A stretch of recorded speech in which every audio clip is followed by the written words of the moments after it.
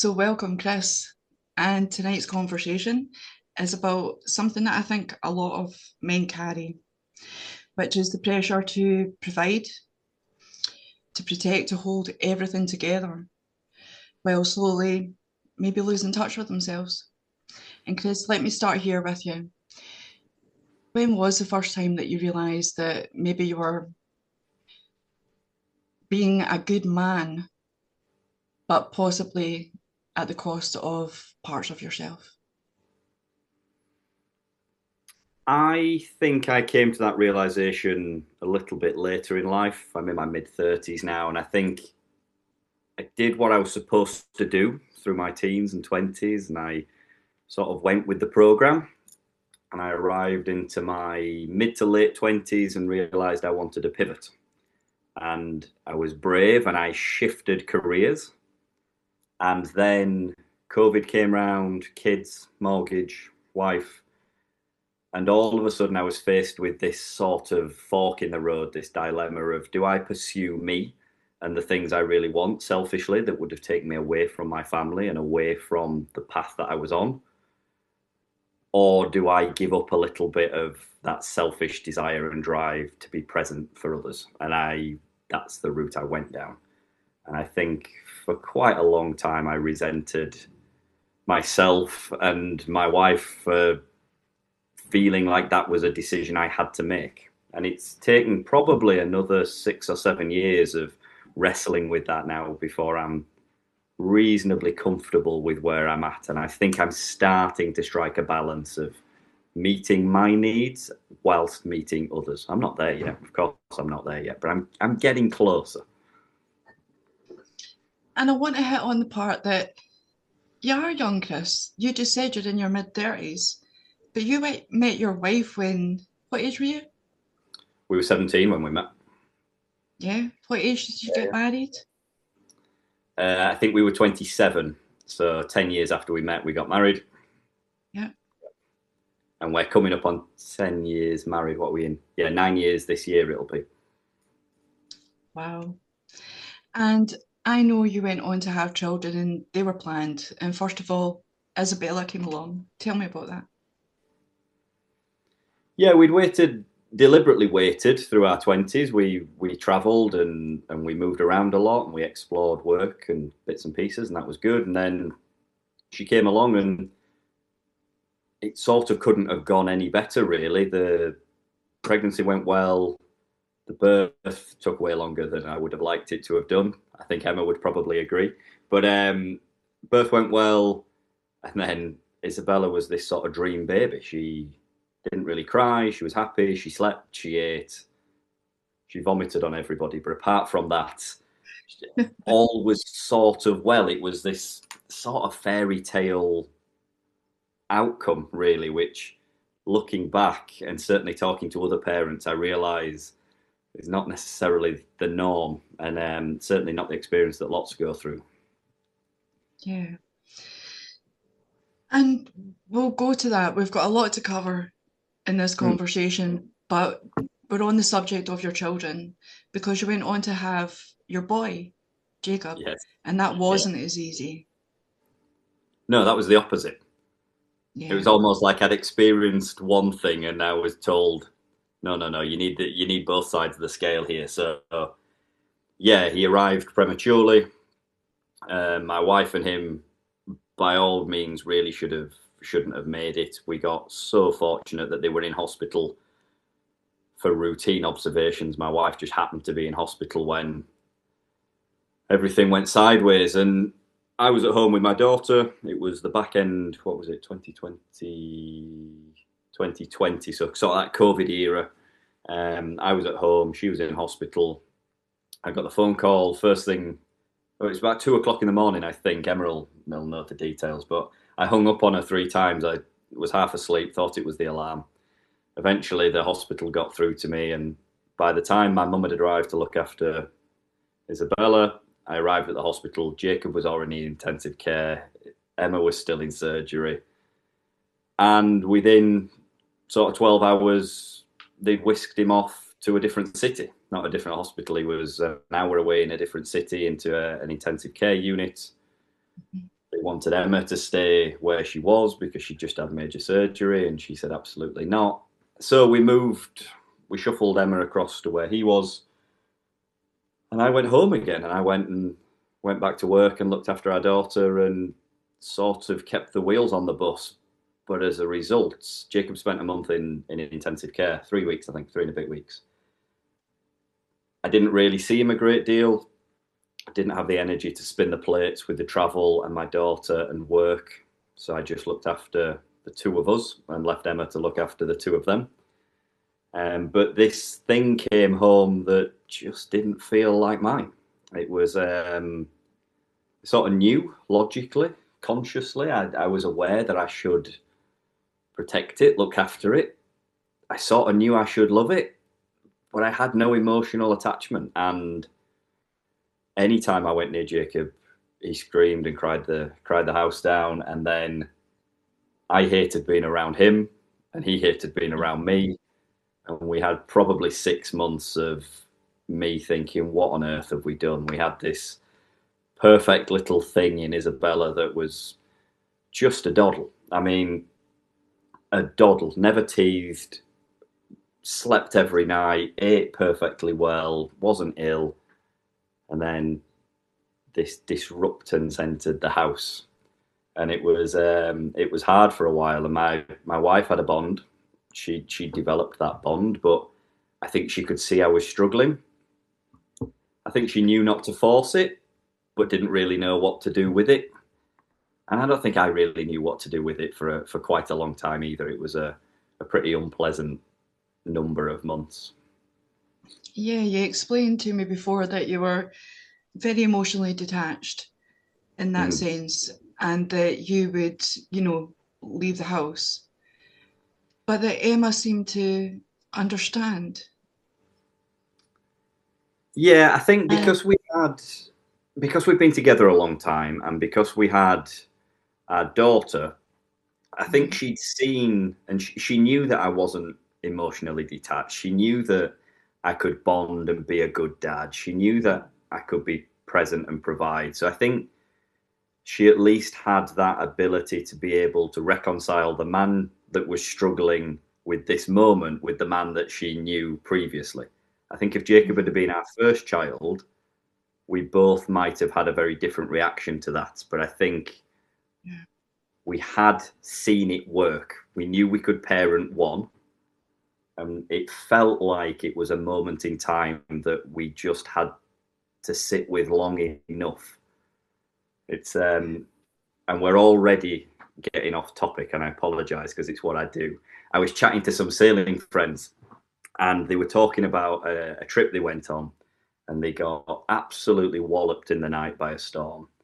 And it was really interesting listening to them talk because all they had to do in that moment was just stay in it long enough for it to become a funny story over a beer 2 years later. And I sort of reflected on what's gone on with Jacob, and we've got a great relationship now. He's coming on 6, and things are great. And it's almost like I just had to stay in it long enough for it to become an anecdote, for it to become something that I could reflect on. Um, and hey, From that position, Chris, can you understand why men do walk away after a child is born? I If think Jacob I was your hadn't. first.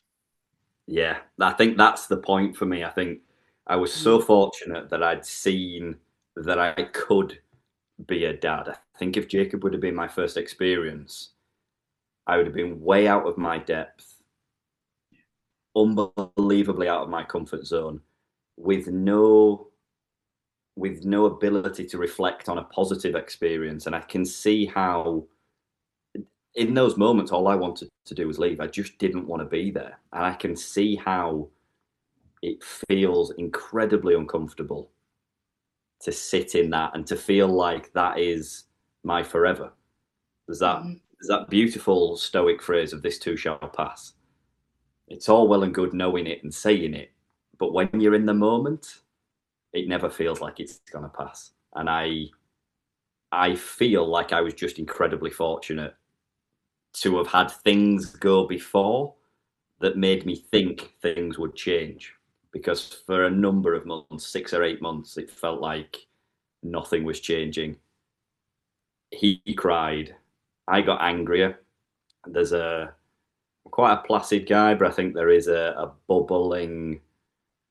I wouldn't say aggression, but I have a short fuse at times, and I could feel that really shortening with him. And I had to. I wouldn't have ever hurt him, but I had to come away. I just couldn't. I couldn't manage myself in those moments. It was incredibly tough. So what changed it for you? Because I know that was a pivotal point of a realization that you had in that I dynamic between you and Jacob. Yeah, I reached a point where I realized that this 6 month old kid was not the problem. The 30 whatever, the 30-year-old man was the problem. And I was acting like him. And I thought, he's reacting to me. He's reacting to me and I'm reacting to him. And if I want his action to change, then I have to show up a little bit differently for him. So instead of what I was doing, which was trying to force it, trying to say, well, we don't have a bond, so we're going to have a bond, so you're going to spend time with me and you're going to enjoy it. Well, that didn't work. It doesn't work for anybody. I just started being in the same room with him. I think I was telling you when we caught up last week, there's a picture of me and him laid on our bellies watching the rugby. The Six Nations was on. And he'll have been about 6 or 7 months old at that point, and the rugby was on, and he was next to me, and he was calm, and I just decided not to do anything, just to be with him. And we had like 40, 45 minutes where he didn't scream and sort of tolerated me. And it was off the back of those kinds of moments where I realized that my kids don't actually need me. I mean, of course, they need me to do things. Of course, that's what being a parent is. But they don't need me to do something. What they really need is they need me to be present. They just need me to be there and to try and feel it in the moment. We're all working this stuff out. Certainly, new parents, you've got no clue what to do. I mean, I hadn't even held a baby before my kids came along, and they just stick this kid in your arms, and they're like, "You can go home now." You think you've got to be kidding. I don't know what to do. So when it gets hard, it's really hard, but you just got to be there. That's what kids need. Kids need consistent presence. The amount of times I thought I was going to sculpt these kids into like mini me's that didn't make mistakes and were rounded beings. My daughter's coming on 7, and I realized a long time ago she's going to be who she's going to be. I just hope I can leave a fingerprint on her on the way past. That's the best you can do as a parent, and you've sort of got to be okay with the fact that you're not in control. And I think that's what I didn't do with Jacob. I thought I could control it. I thought I could logic it and reason it. I couldn't. I had to feel it and be in it and just sit with it. And it's horrible. It's horrible. It really is. It's not easy. It's easy on reflection. It wasn't easy in it. But you learned a lot before you had children, Chris. And I want to go back a bit right now before we come back to you being a dad. I want to know who Chris is before you became a father. What was Chris the child like growing up? What did you learn from your dad? Chris was a very. What was Chris? I was frightened of my own shadow, I think, for a lot of my childhood. I was an only child, so I became very, very comfortable in the presence of adults and very comfortable with my own company, but struggled with my own peers, if I'm being honest. And I think what happened was I developed chronic pain. I developed chronic hip pain at about 7 years old. And it took me out of any kind of social, physical activity. So I grew up in a sport mad household, come from a family of rugby players, and I couldn't play. I played 5 minutes. I played one game of football basically my entire life, and I got carried off by my dad after 5 minutes. So I became quite detached from my peers. I became quite comfortable with adults, which I think made me mature in ways and immature in others. But my parents were incredibly attentive. My mum was a school teacher. She worked in schools. She wasn't a teacher. She worked in schools, and did that because it gave her the school holidays. Incredibly bright woman. Genuinely believe in a different era. In this era, she would have gone on and gone to university, and absolutely loves history, myths, mythology, legends. She absolutely adores it. So every school holiday, it was me and my mum. My dad travelled a lot when I was young, but then set his own business up when I was 10. And it's really interesting. I've been, off the back of some of our conversations recently, I've been reflecting on my dad a little bit, because I developed this feeling that, so my dad is the most selfish yet generous individual you'll ever come across. He's lived his life on his terms, the way he wants to live it. But he would give me the shirt off his back if I needed it. He would be here in a heartbeat if I needed him. He is incredibly supportive. And I got this feeling that the way that you should parent kids is by giving them every opportunity, by sacrificing yourself for them. And actually, it's only very, very recently, the last probably couple of months, that I've started to realize that what I thought to be true, which is I need to sacrifice myself for my children, is not at all what my dad did. My dad lived his life on his terms. He's still alive. I'm talking about him in the past tense. He's in France now. He's enjoying himself. But he's lived his life on his terms. And as a consequence of that, he's provided an excellent upbringing for me. But he wasn't present for every single moment. He was present for the moments that mattered.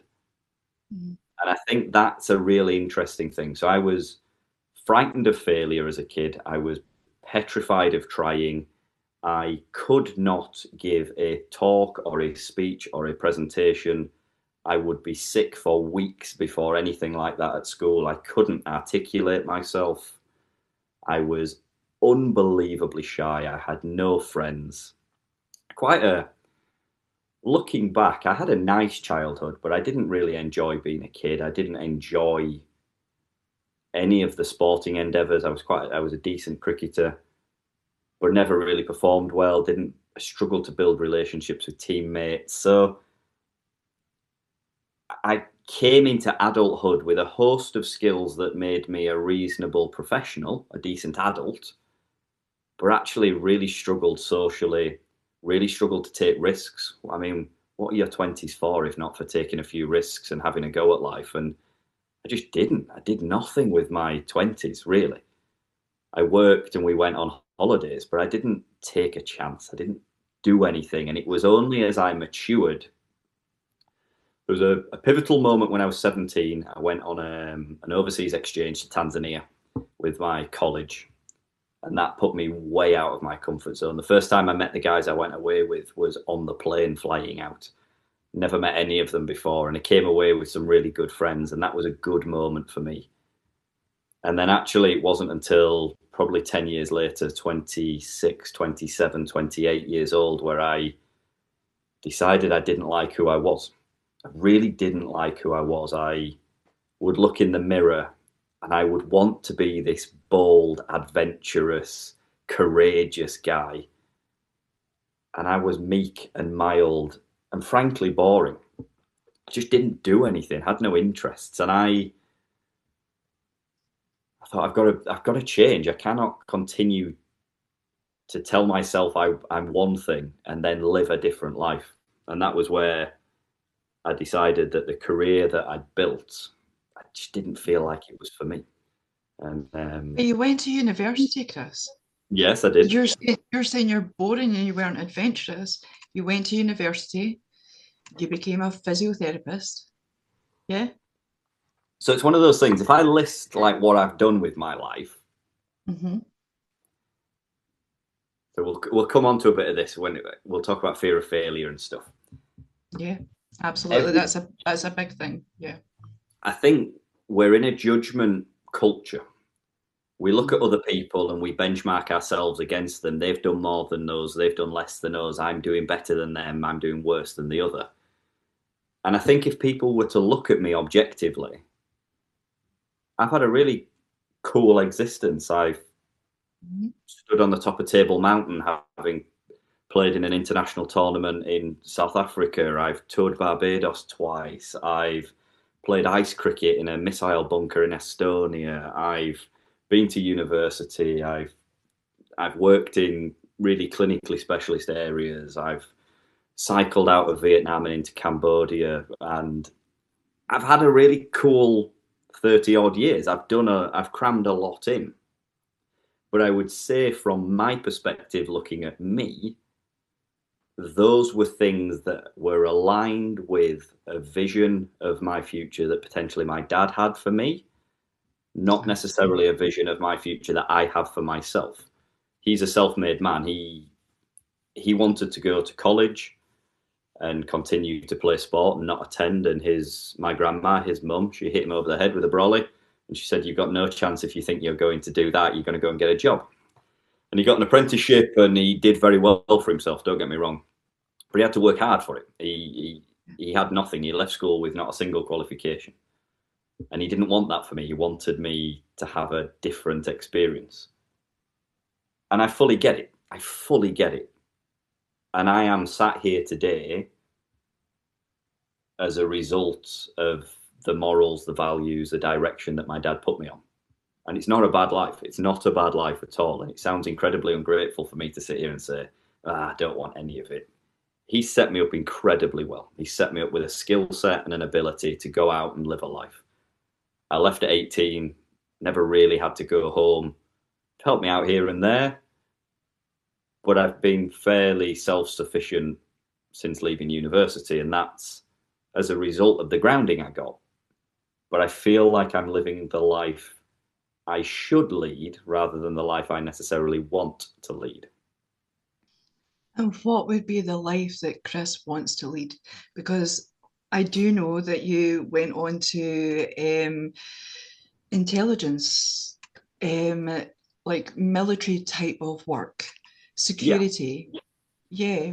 And as far as I'm aware, that was kind of your passion. I Tell us enjoyed about it. that. Yeah. So at about 16, I went and did a work experience placement at West Yorkshire Police and saw the work that they were doing from sort of more of their specialist operations division out. I got lucky. My mum knew somebody who knew somebody who got me in, and I spent 2 weeks making petrol bombs and throwing bricks at coppers and acting as a rioter and attending really, really specialist training courses and things that there's no spotty 16-year-old should ever have been allowed to attend. But it was incredible. I got this passion for policing, protection, defence. But I think because of that upbringing that I had, that I spoke about in terms of struggling socially, struggling with a fear of failure, struggling with a confidence in myself, I wanted to go into policing, but I think my dad was probably right. I wasn't ready for it. It would have chewed me up and spat me out. So I left. I didn't do that. I went down the academic route and into healthcare. But there was an opportunity to go into policing um, when I was in my mid to late 20s. And at that point, we didn't have kids. We didn't have a mortgage. We still had the ability to move around a little bit, so we spoke about it. I went and did the training. Absolutely loved it. Was exactly the thing I needed at that moment in my life. It put me way out of my comfort zone in a way that you could only ever sink or swim. There was no way of, in my physio career, I've been able to sort of hide at the back and muddle through. I'm a good professional, don't get me wrong, but I can muddle through and not put myself in the limelight. With the policing stuff, you're in the limelight. Certainly when you go through the training aspects, you do all of your training scenarios in front of your colleagues, in front of your peers. So there would be 50 people watching me and somebody else deal with a training scenario. And it was something that I would not have been able to do just 2 or 3 months before. But coming off the back of it, I had the confidence. I was able to back myself. I was able to make a decision in a moment and be comfortable that I'd done what I'd done. And the real beauty was I started to live the thing that I'd been teaching my patients for a long time, which was I was starting to accept that failure is part of the learning process. I would talk to patients time and time again about how I wanted them to fail and fail fast. I want them to try, I want them to push their boundaries, I want them to get things wrong, and I want them to learn. If you watch a child, I've literally just taught the kids to ride their bikes. They ride their bikes by wobbling and falling off, and then they get back on and they go again. That's how kids learn. And then I can't apply that to myself as an adult. I don't want to try because I'm afraid of failure. And then when I do get brave and I do try and I fail, I can't see it as an opportunity to learn and progress. I see it as a reinforcement of that narrative that I'm a failure. Don't try. And actually, when I went into that policing environment, they just wanted to know, why did I do what I did? Why did I do what I did? Well, you give them the reasons and they leave it at that. Sometimes it's right, sometimes it's wrong. If it's wrong, you reflect on it and you learn, and they tell you to go away and do it again. The language might be a bit more colourful, but it's that principle of you're here to, certainly in that training phase, that's where you're supposed to get it wrong. Where better place to get it wrong? It's safe. It wasn't a reflection of me. It wasn't a diminishment of my character. They actually encouraged you to reflect and learn and then go and do it again and put it right. And I wish I would have. We are the sum total of our experience. You cannot have any of this earlier than it arrives for you. But I wish I would have had that mentality 10 years earlier. Because I really wonder what I'd have done at 18 if I'd have been a bit braver rather than developing that at 28. Where do you feel this fear of failure comes from? Was it something that came from your family, or is it something that comes in still being a man that you've constantly got to provide and prove, and that failure is, somehow detrimental, even though now you know that it's actually Yeah. learning and growth? So I think my personal fear of failure, I was a good cricketer. I was a good cricketer, technically very proficient. I could train with the best of them. I could train at professional levels, but I could never play at professional levels. I would go out and play at club level, just at amateur level, and there would be people who had nowhere near my level of ability would outperform me, and they would enjoy themselves. And I had this. I think what happened was I had this incredible technical ability that I couldn't put into performance, and I never made it. I never really did anything as a cricketer. And I think what I did was I took that feeling of, well, if I failed at the one thing I'm genuinely good at in life, how on earth am I going to succeed when I'm doing things I'm not genuinely good at? So I think I then took that into my university work, where I'd ended up doing physiotherapy. But I think if I look back, I'd realised quite early it probably wasn't something I was passionate about. I would spend a lot of time playing badminton with my housemates and not an awful lot of time studying. Um, and I would do other things. Probably an element of ADHD in there that's been undiagnosed, but I would really struggle to stay on task. And I think that's because it just didn't interest me.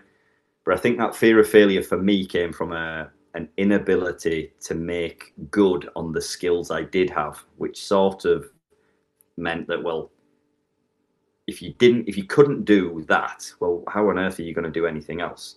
And I took that through. I think the broader conversation about fear of failure as a man, I actually wonder whether that is starting to shift a little bit with the social media culture.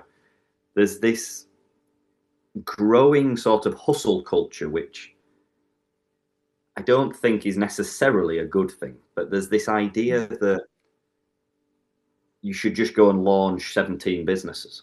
Just go and launch a load and go and try. I was listening to a podcast with Scott Galloway. Galloway?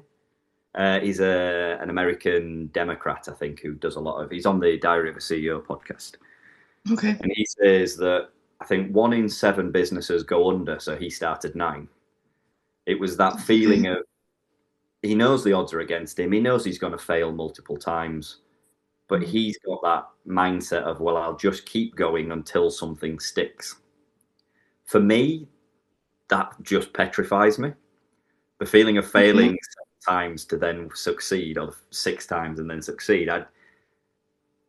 it frightens the living daylights out of me, and it paralyzes me. But I wonder whether or not men are starting to see a slightly different narrative around taking risks and taking chances, and it potentially fueled around some of this sort of manosphere, toxic masculinity stuff around the Andrew Tates and the HS Tiki Tokis of this world, where they're peddling this narrative that men should be aspirational and aggressive in business. I think that's a step too far.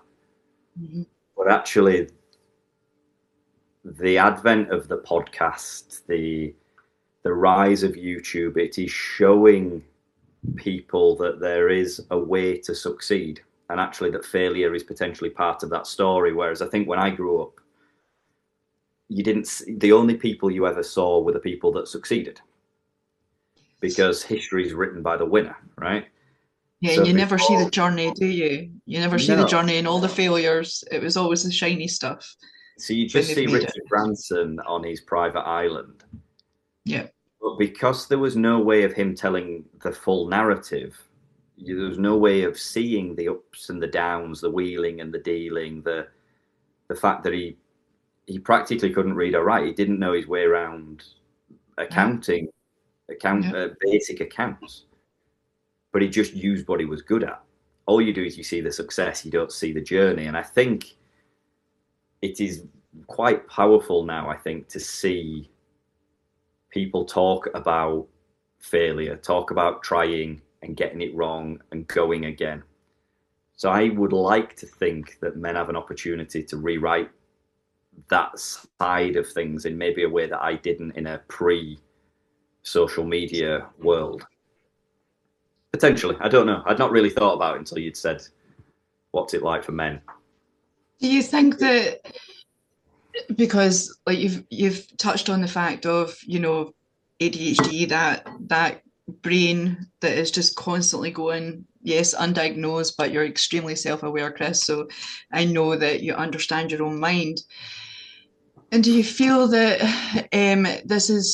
this new narrative that failure is okay, is helping you ease into this next stage in your life and help you, you know, do more things just for the fun of it even? Yeah, I think, as I say, for a long time, I've been employing this sort of feeling of fail and fail fast in my clinical work. I think it's a really important part of what I do. And a bit like going back to the things around, in fact, no, I'm going to stop there. I need to accept that the thing, I don't always live by the things I say. It's very much a do as I say, not as I do. I'm not living the messages that I'm putting out there. So I would love to feel comfortable to put myself out there, fall flat on my face and be ridiculed, and know that actually I'm perfectly fine. Mm. Nothing objective has changed. I've got this big project that I want to undertake, and it's mad, it's mental, and it probably won't come off. But even trying, even the thought of starting frightens the living daylights out of me. What are people going to think? What if they disagree? And it's like, I know up here it's Mm. irrelevant. It Yeah. doesn't matter what people think. It doesn't matter whether they think I'm right or wrong. It doesn't matter whether they would do something different. I'm a fairly bright bloke. I know my way around the world. I can spot a decent deal and a good opportunity for me. Go for it. And the thing is, with what I'm thinking of, what I want to try, if I fall flat on my face, I don't go anywhere. I don't lose anything. I just don't change. I just stay doing the things I'm doing. So it's on. You look at it, it's like, well, you've got nothing to lose and everything to gain. So why not try? And that's the question, isn't it? Yeah. Have you But got it's the that stones fear that hits you, to isn't live? it? It's that fear, and whether we like it or not, it's that conditioned belief of, oh, what will the neighbours think? What will, and it's like, who are they? Who are we even concerned about? Because this is your life, Chris. This is your life to try, to fail, to figure it out, to move on. And you have done a lot of that in your life, in your young life. Can I just ask, what age are you right now? I'm 36. Yeah. And you're originally from Yorkshire. Yes. Yep, you're now in the west of Scotland. Yes. I understand that you started as a physio. You went into many other professions, Bits and pieces. Yeah. moved, Yeah. moved many times and ended up in the west of Scotland. And I know now that your heart is calling you to something. So really, what would Chris now do? You've got the family, you've got your home, you've built all that. But as a man, and this is where the first question comes into that, what has Chris been putting aside to fulfill his dreams?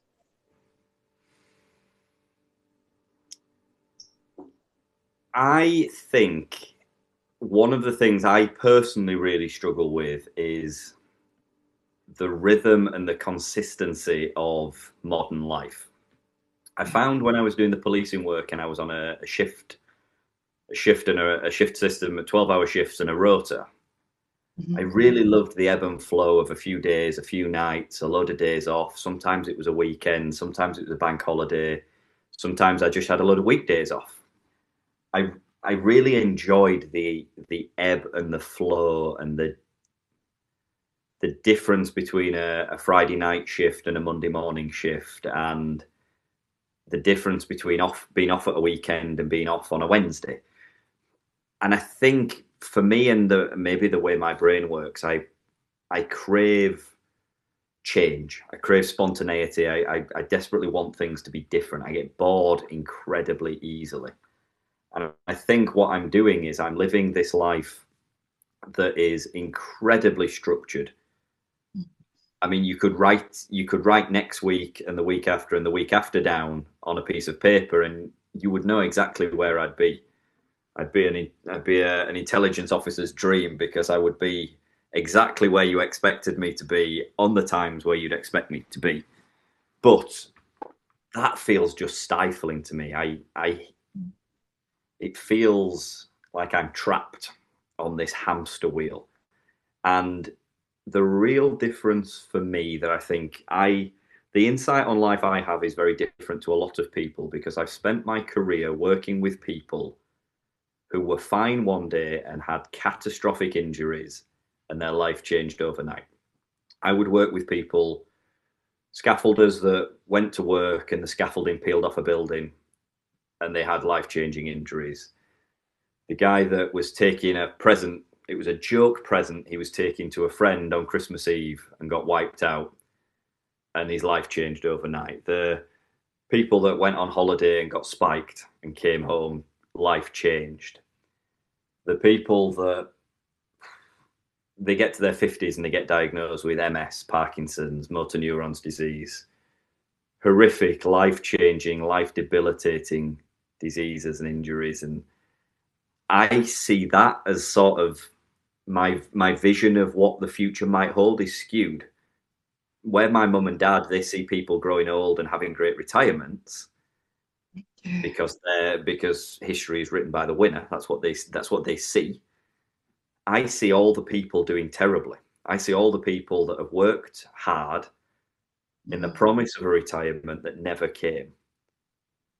I'm desperate to get out and do something before something bad happens. And I don't know whether that's a good way to look at the world or a bad way to look at it, but I just feel like, although I'm 36, people will say, you're young. Well, I've seen people my age have life ripped out from under them. Yeah. I've seen life be taken away. One of my colleagues, she's dead. She died of a brain tumor. She was a year younger than me, left two kids behind. What an appalling situation for anybody to have to live through, and worse for her family to have to continue to live with. I'm desperate to break out of what I see as this sort of Western capitalist trap, this career, house, family, car, dog, pension. To me, I don't see people living that life, and I am desperate to go and explore my potential.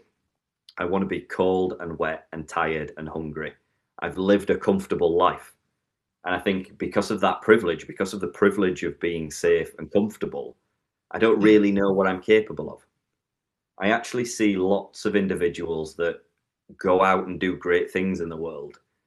Lots of them have come from a level of adversity because it's demanded something of them. They've had to take a chance, they've had to take a risk, they've had to get up and work hard.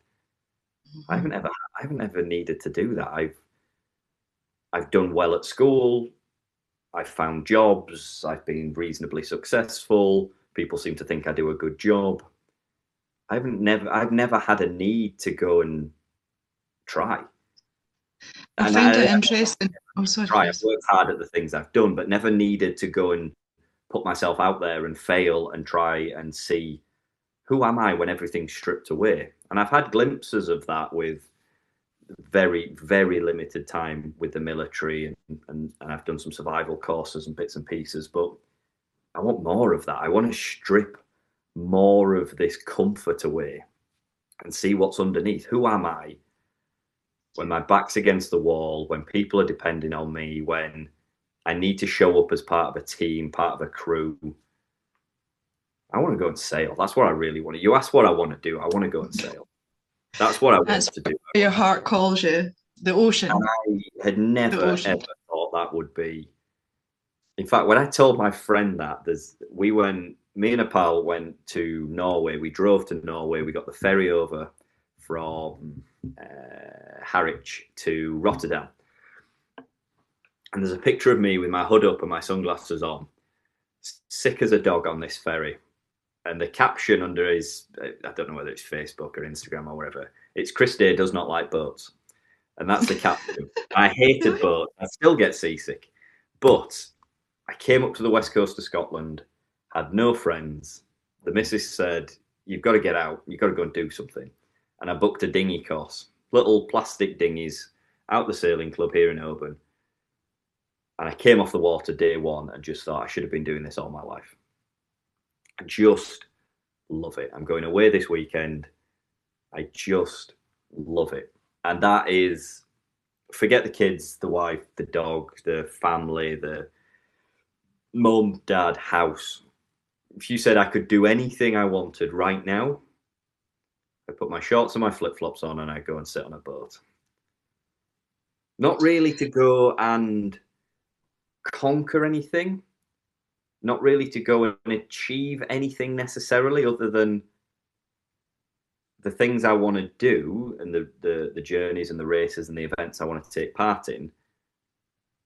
There are challenges more to expose me rather than things to achieve. I'm not really interested in chasing medals and accomplishments.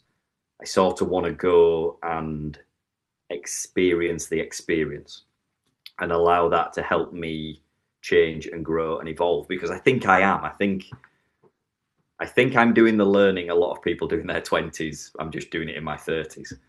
Um, and it's hard now. It's hard because we've set life up in a certain way that Yeah. I, it's Because a I real want to shock. help. I want to help on the fact that you are really being quite honest that you're coming from a very comfortable life, a very comfortable lifestyle, I but am. that you Yeah. want to be challenged, Chris. You want to be challenged, you want to grow, you want to learn about yourself, and you want to learn about this world. And that's where your focus is right now. Yes, you're there for your family, but I want to come to the relationship dynamics between you and your Mm. wife Go on because then. because it appears from what you're saying, you have the freedom to go and do that. Tell us about that. How does that work in a 20-year marriage? So I think we have, and our relationship's not perfect, by the way, not by a long shot, but I think we have been fortunate to become adults together. Yeah. And we became adults when we didn't have any responsibilities other than to each other. Mhm.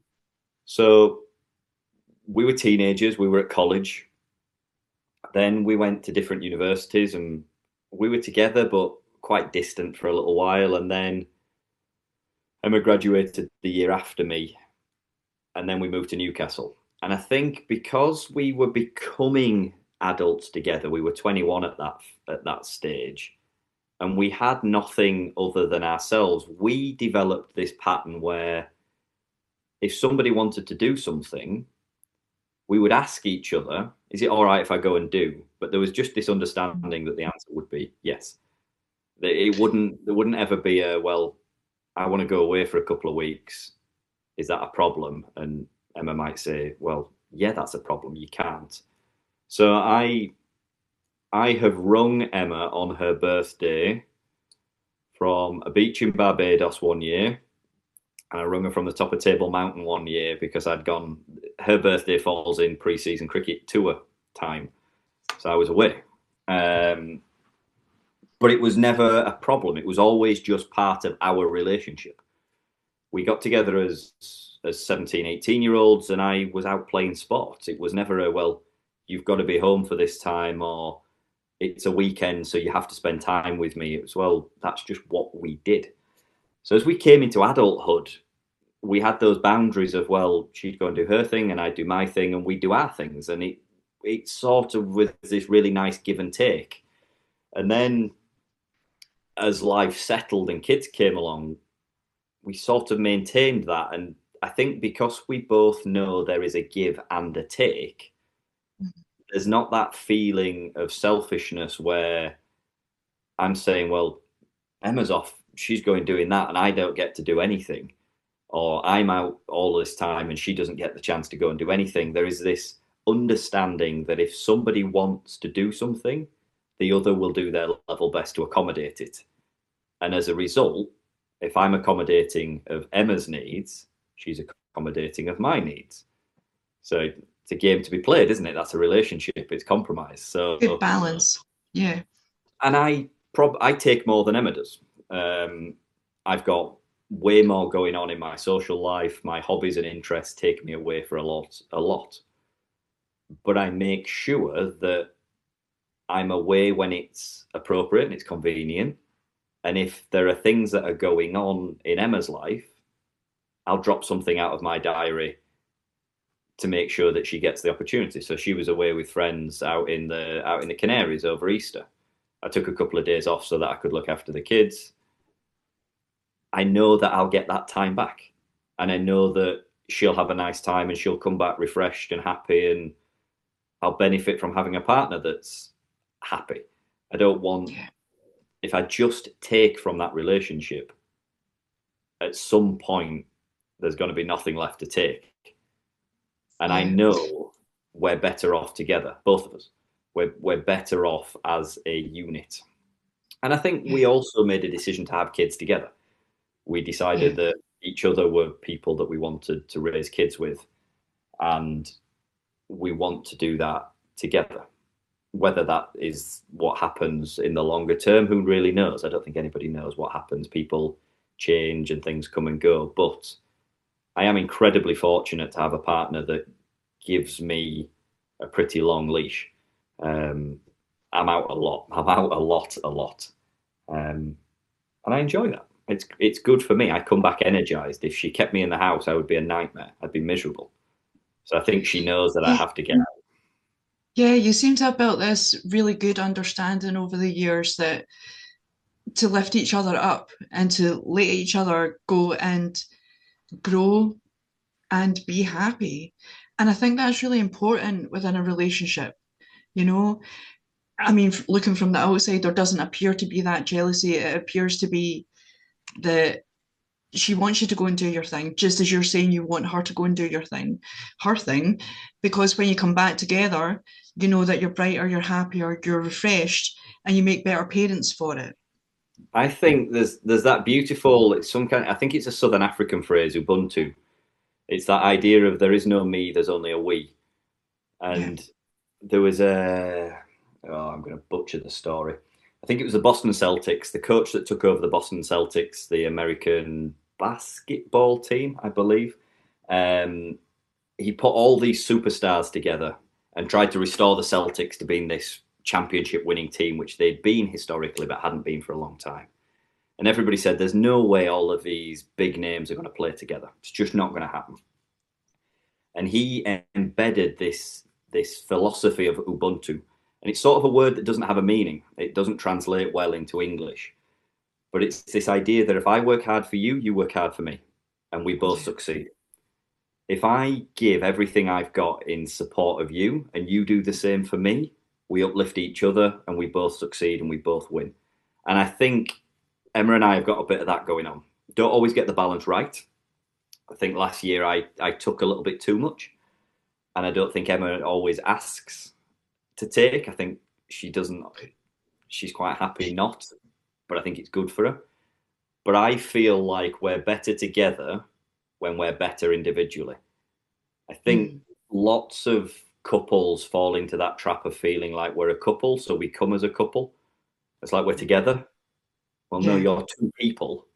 You have you Yeah. have you have to look after yourself. If you don't look Yeah. after yourself, you can't show up for your partner. You can't show up for the other half of that relationship. And Absolutely. equally, they can't show up for you. And I think the more that I see Emma go and do her own thing, the more that she's engaged in stuff she enjoys, frankly, the easier she is to be around. Who wants to be around somebody who's miserable and feels trapped? And if we're both like that, that's pretty unpleasant. But if Yeah. I'm happy and light and energized and I've got things in my life I look forward to, great. And if she's got the same going on, that's amazing. We're two interesting people sharing an interesting life. We kill Yeah. each other Absolutely. in the house. Mm. I But I think hate. trust has got a lot to do with that, Chris. The fact that you both trust each other to go off and fulfill your passions and that you're going to come back together and be that solid family unit, you know? Yeah, yeah. I I think I'm becoming more and more at peace with the fact that I'm not in control of the vast majority of my life. I think Yeah. I'm becoming at peace with the fact that I'm in charge of my actions and my decisions, and that's about it. Everything else is out of my control. And I think that certainly through my 20s, I tried to control everything. Yeah. I'd be sort of, Emma, go and try this, go and do that. Why don't you think about this? Why don't you think about that? And it just used to annoy her. And I would do it for my friends. I had a really nice conversation with my one of my very oldest friends who lives a very different lifestyle to me, and for years I just didn't get it. Felt like he was living below his potential. But the guy's happy, way happier than I am. He's got his armchair and his slippers, and he enjoys a brew, and he's a joy to be around. He's a genuinely nice human being, and he doesn't need to fulfill his potential to be happy. And I think once I realised that what other people do is other people's business. It doesn't need to affect me, and I don't need to affect them. I just need to be the best version of myself, and other people can be the best version of their self. We're all trying. We don't always get it right. People do different things for different reasons, but I just got to let go of that feeling of a need to control my universe. This Yeah. feeling of lived my life trying to pull things into alignment and trying to plan. Life doesn't work like that. You can have ambitions and you can have desires and you can strive for things. I think that's really important. But to try and create and try and hold on to things and try to wrestle it into being, it just doesn't work. So I think that works really well for us. I've stopped trying to fix Emma. It's trying to tell her what to do, trying to think I know what's best for her, and I just do me, and she does her, and hopefully it works for a little bit longer. But it definitely seems to be working. I feel you have come to a really good place right now. And I want to come to what you're doing right now, which Okay. is this love of sailing that you found. Hmm. And there was really interesting things you told me about that. Tell me how it feels, Chris, to be out in that boat out at sea. What have you found there? So I think with this undiagnosed sort of ADHD, and I don't want to sort of overplay it and pathologize it because it doesn't really affect my life. I'm managing it. There are things I'm good at, things I'm bad at, but I live my life thinking, always Mhm. thinking, thinking, thinking. And when I step on a boat, you get this, for me anyway, might not be for everyone, but I get this incredible sense of focused peace. You literally sail away from land. You leave your problems behind. Even if there was a problem, you can't really get back quickly. You can do about 5 or 6 miles an hour. That's as quick as you getting home. There's no rushing. But then you get this sort of metaphorical leaving of things behind because the boat needs certain things to progress. You've got to steer it. You've got to fiddle with the sails. You've got to keep an eye on the water, the wind, the waves, the tide. So your mind is dragged into this present moment. And I think lots of us are robbed of flow states nowadays. I think we're robbed of the opportunity to just be present. If we get a moment, we fill it. We grab a phone, we listen to a, I mean, we're doing a podcast now, but we do it. We fill our time with stuff because we struggle to just be. But you can't do that. The phone goes down below. You just do what needs to be done to move the boat. There seems to be a depth of communication and a depth of relationships that develop on boats that I haven't seen on land. You are reliant upon the people on that boat, not just to get to your destination, but to keep you safe.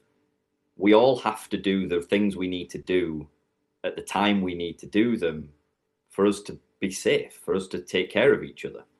We've had incidents with engine failures and anchors, and we're heading towards other boats and we're running aground and we've got no engine. And this beautiful thing happens where 4 or 5 people all work as one entity. And all of a sudden you come out the other side and you're like, how did that happen? And it happened because you surrender to that present moment. And I love, for me, sailing is just one big flow state. Mhm. I absolutely adore it. But the second thing I love is the humility that being on the water teaches. You go out with this grand plan. We're going to go here. It's going to take us this long. And then all of a sudden, the wind, the waves, the tide, it changes. It shifts. And you have a decision to make. You either power on thinking you can best Mother Nature, or you change course, you change tack, you literally do something different. And what you do is you end up working in sync with the environment. Because there are moments where you suffer a little bit of hardship and you think, do you know what? I'm going to stick with this. And that's life, isn't it? There are moments where you think, do you know what? We'll tough it out for a couple of miles because it'll come good.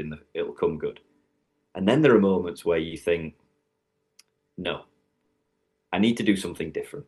I cannot overcome this through sheer power of will. Just got to I've got to settle the boat. I've got to bring it off.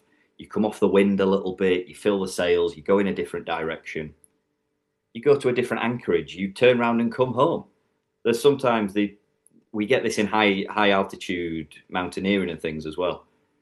People will talk about getting summit fever. They'll go to the top of Everest, for example, and they'll get within 100 meters of the top.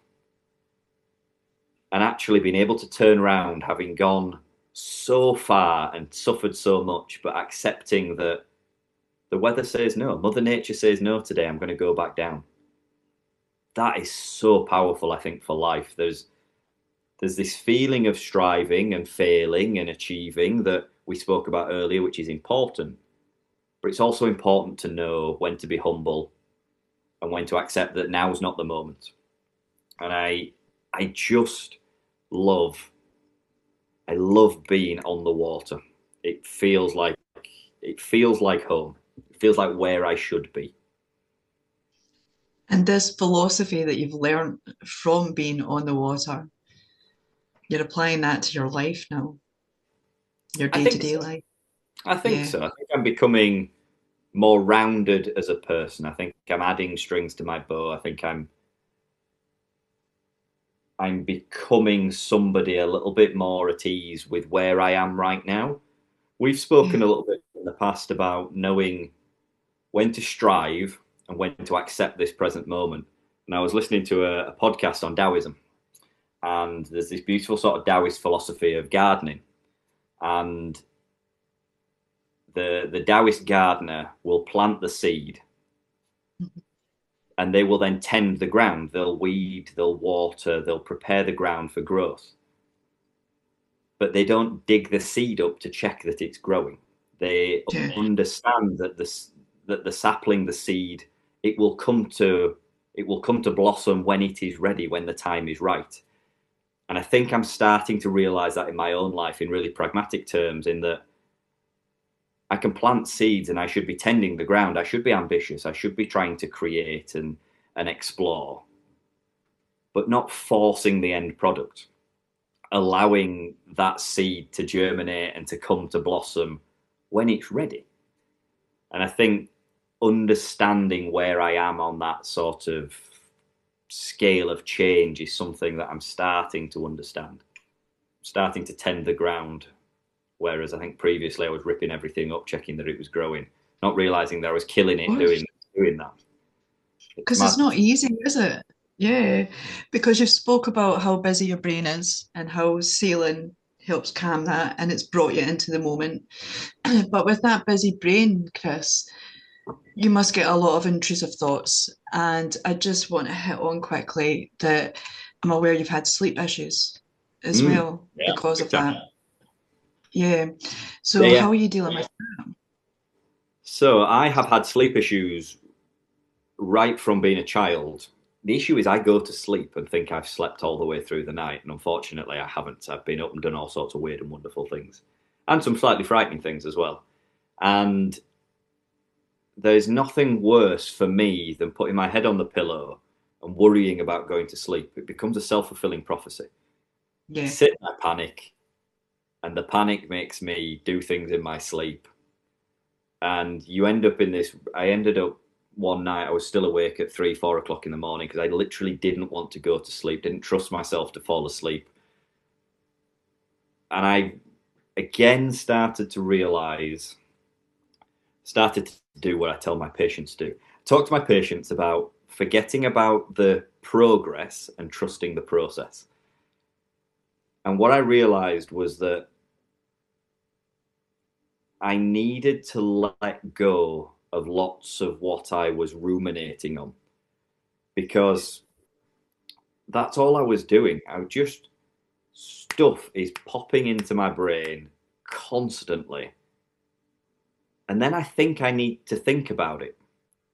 Mhm. Like it's in there, so I must then follow it to its end point, and then it disappears and something else comes in.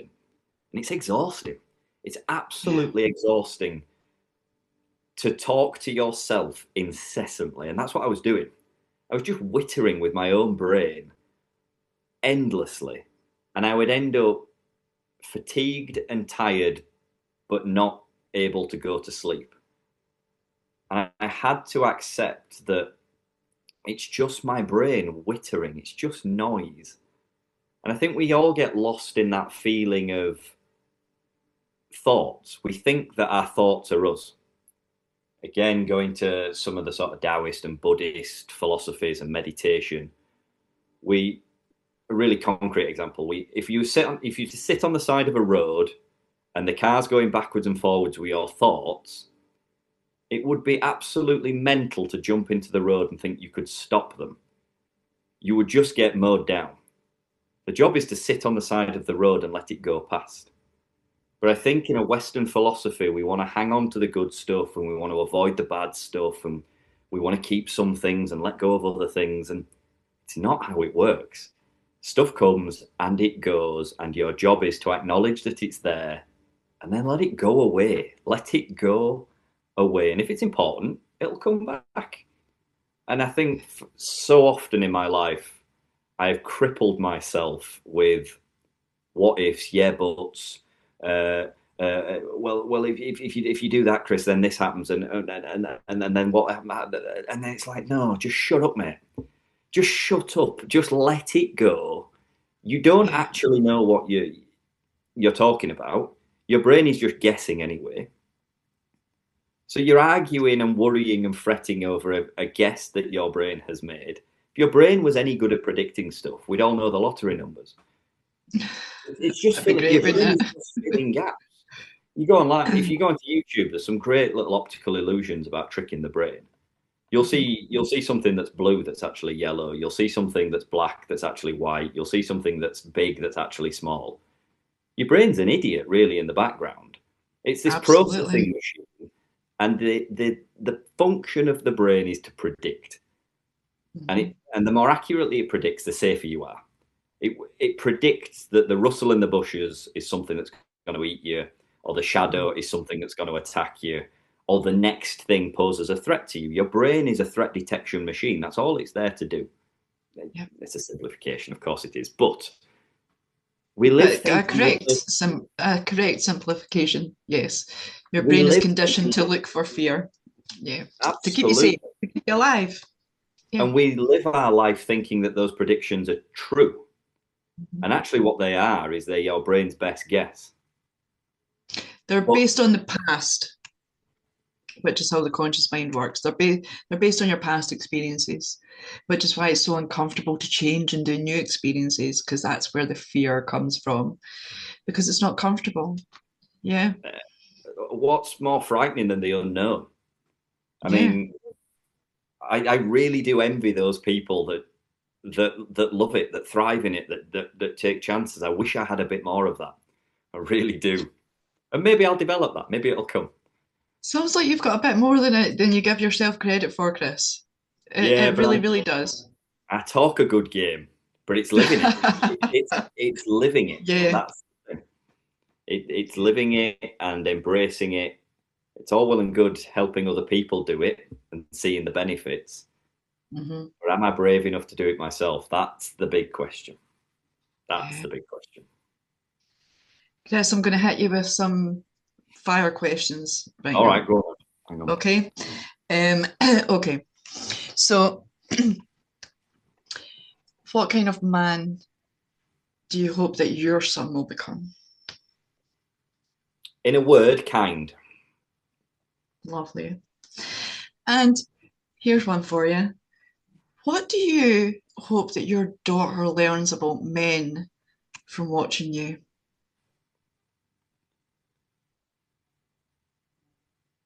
I hope that she sees a man as a multifaceted creature, a man who can be what he needs to be in a given moment. Because I think we should be chameleons. We should be able to adapt to an environment. I think the days have gone where men were men, and we Mm-hmm. went to the pub and we had fights, and the woman was at home in the kitchen. That day is gone. We have to be emotionally aware and available. We have to be emotionally intelligent creatures to survive in this world. We've got to be able to connect and protect. But equally, I wanted to be able to see that men can be competitive and confident and decisive without the arrogance and the aggression that is often associated with that. I think it is an inherently masculine trait that isn't necessarily confined to men and women. But I think the more masculine traits, we should embrace them. We need a little bit more competitiveness, assertiveness, directness. And I Yeah, think that's a trait that she should look for in men. I think those are traits that are useful in the world, but somebody equally that can flex and bend, good under pressure, decisive, confident, but equally can sit and shed a tear and share about feelings. I think you've got to be a bit of everything nowadays. I love that. You're teaching her what a safe man feels like. Yeah, Maybe I don't know. I think I'm at peace with the idea of I'm just doing the best I can do with what I've got. Um, yeah, and hopefully, she sees a rounded creature in me and a fallible creature. I hope that she sees me get it wrong and then put it right, not yeah. get it wrong and then cover it up. Get Mm. it wrong And and that's then so put my hand up. important. You know what? I got that wrong. I'm sorry. I made a mistake. I think I that love that. humility and that honesty is a trait that needs to be maintained. Yeah, I love that, Chris. That was not a quick answer, as No, I but that's apologize. okay. Next one. Do you think men talk openly and honestly to each other in No, your experience? no. Yeah. I think. And what holds that back? Oh, I don't really know. So I think I probably have more open conversations with male peers because I'm very open. So I Yeah. think I feel like I find it quite easy to share. But I get Hmm. this feeling in blokes that it, whinging and moaning is not really the done thing. And I think that men feel that talking about difficulties and difficult emotions is sort of whinging and moaning. There's this feeling that, well, you just got to get on with it. Suck it up, man up, come on. We'll go and do something. We'll go and men go out, they'll meet up, they'll go get drunk, they'll go play sport, they'll go and do something rather Hmm. than be somewhere. And I think that lends itself to hiding elements of emotion, of covering emotion up with an alternative feeling. So whether that Yeah. is competitiveness or some kind of social endeavor or alcohol, whatever it might be, I think men are struggling to share without the stigma of being a whinger and a moaner. Like it's just not the manly thing to do. But I think that whinging and moaning comes from a place of not really understanding emotion. Hmm. I think if you are emotionally intelligent, you're able to explain what you're feeling in ways that is easy for somebody else to understand. I think that's there's that horrible feeling of saying something and the other person just doesn't understand, doesn't get it, doesn't connect with you, and then you just feel isolated. And I think I would I will have conversations with my mum that I just won't bother with my dad. He just doesn't get it. He's a man's man. He's an engineer. It's nuts and bolts. One plus one equals two. He's a simple creature. So you go to him with this complex emotional nuance, and he's like, "Yeah, I don't really know what to do with that, lad." Whereas Yeah. I can sit with my mum, and that's what we'll do. We'll sort of sit with it, and it will just come and it'll evolve, and we'll talk. I think that's where men struggle. Men struggle with the articulation and the vocabulary of their emotions, which means Hmm. they don't get across what they want, which means people don't understand, which feeds into that feeling of isolation, which means, well, I'm not going to share because people don't get me, which means I'll just keep it Yeah. to myself and I'll gloss over it. I wonder whether that's one of the challenges that men are reaching adulthood without a vocabulary, without an emotional intelligence Hmm. to reach out for support. Whereas I think Yeah. females, you seem to share openly from a much younger age. You sit and chat and talk and natter about life, whereas men will go and do something. Men will Yeah. go and there'll be another reason to be together. Whereas I see my wife and she'll just go and have a glass of wine with somebody. I can't compute that in my head. I'm like, I don't get that. What are you doing? What's the purpose of going? And she's like, well, just to catch up. And I think as men, that's where we struggle. We struggle with Yeah. that verbal fluency, that articulation of an underlying feeling. So if somebody's listening out there and really wants to improve their emotional intelligence, their communication, where do you feel that comes from, Chris? I sort of got where that question was going early, and I'm not sure I've got a great answer for you, if I'm being honest. I was incredibly fortunate to have good people around me quite young. And I think having positive, strong role models is really important. So I had a mum and a dad who showed me very different things, but showed me really good, solid morals. And then when I found work, I fell under the wing of a couple of really, really important figures. I doubt they'll be listening, but Jackie and Vicky, fabulous, fabulous human beings, and were really pivotal in helping point me in a direction. I was this passionate creature that was a little bit all over the shop, a bit idealistic, would do things before thinking about things. And they helped guide me and shape me. And I think without that, I wouldn't have evolved into the person I was. So I think having people in your life that help knock the sharp edges off a little bit, help refine this block that we are, is really valuable. And I wonder whether we're losing a little bit of that, this digital age, this separation that we've got from people. Mm. The other thing I think is really interesting is getting around people that are different to me. I think being exposed to attitudes, behaviors, beliefs, actions that run completely counter to myself allowed me to look a little bit wider at my actions, my beliefs. And it allowed me to develop a more compassionate understanding of myself and others. So I think getting around good, positive role models is going to be something that's really important.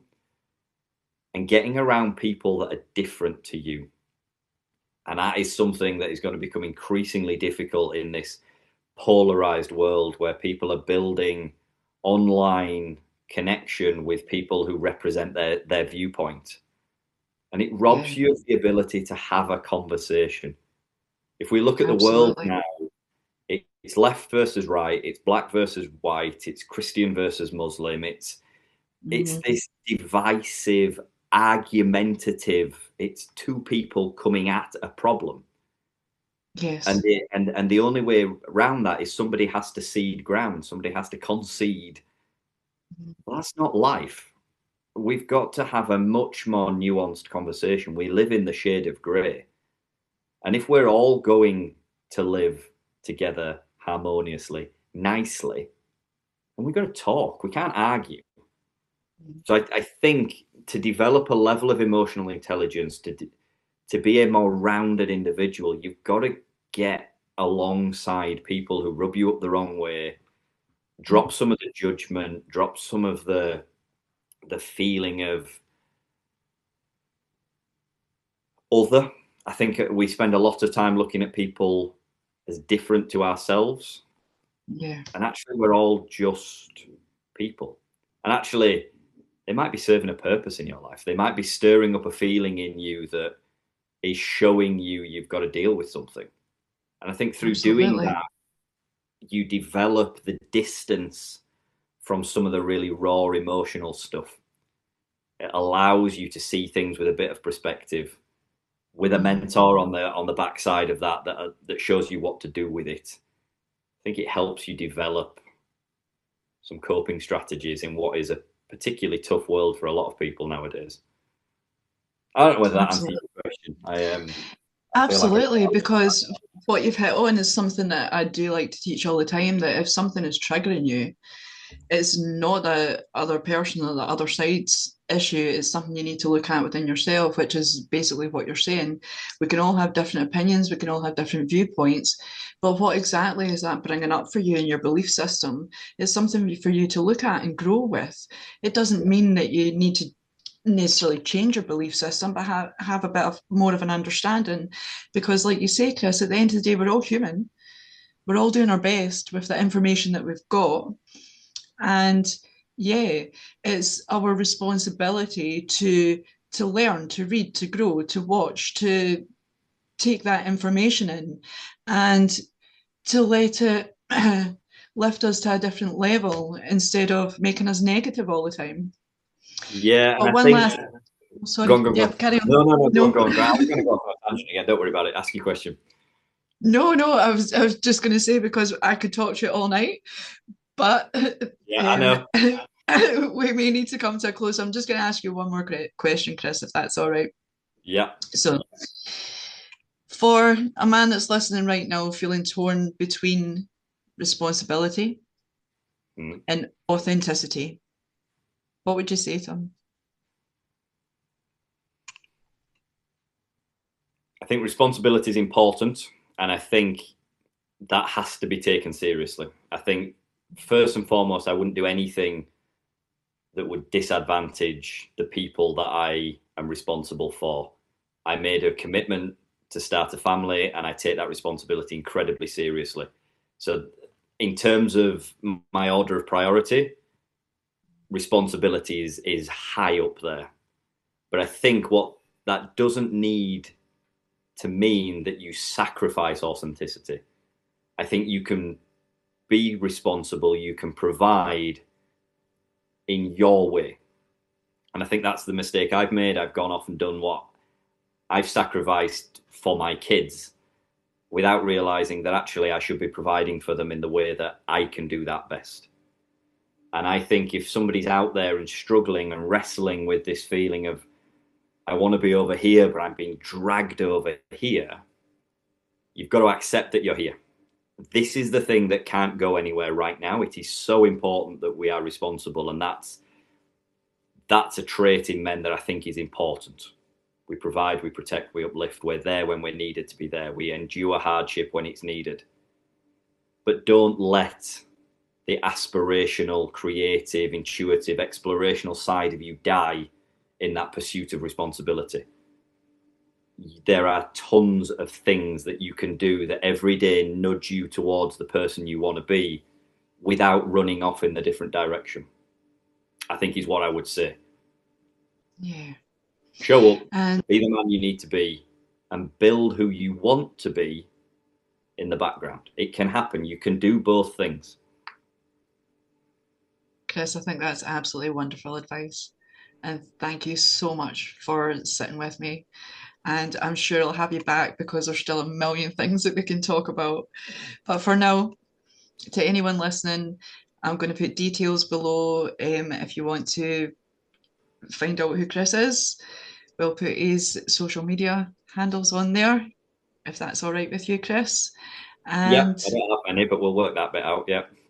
yeah, and if anybody's got any questions, anything that has been brought up from our conversation, don't hesitate to get in touch and don't be alone in your thoughts. Please reach out. We are here for you. Thank you, Chris. I know we will speak again. No, thank you.